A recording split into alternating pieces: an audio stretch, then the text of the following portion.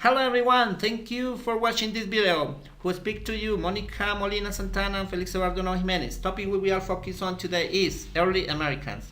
But before starting, I would you to know a little more about literature and its importance. It is important to know that literature plays a very important role in a language. Everything that surrounds us is reading. Right now, maybe you are reading a part of this text, and a while ago you were reading a note in the elevator. A book, a recipe, or a postcard. Reading is communication. Reading is essential to be connected to the world and to people. Without reading, we would not know, and we wouldn't not have information, and it would be harder to imagine. Reading is essential and is something that we must feed throughout our lives. Here we go.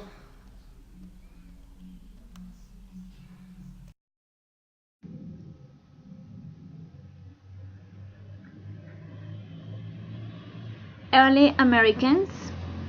The earliest manifestations of literature come from Indian cultures. Their oral tradition became very valuable because through it, their culture, their history, their teachings were preserved. They transmitted myths, lyrics, legends, and tales orally. Some of their narratives are about cultures or hunting cultures or even desert tribes. Actually, there are general themes that are common to Indian tribes, but American Indians had a theme in common, which was the link between the land and people. They worshipped nature as a spiritual mother with spiritual forces, whose main characters were plants, animals, or totems. But their stories were also about their own religions. They would worship gods, animals, or plants.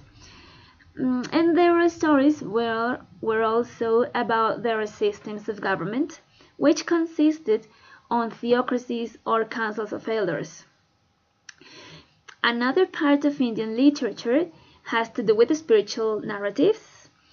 Mexican tribes, for example, revered Quetzalcoatl, especially Toltecs and Aztecs. The Quetzalcoatl was regarded as the god of winds and rain and the creator of the world and mankind. But other tribes' narratives were tales about shamans' initiations and voyages.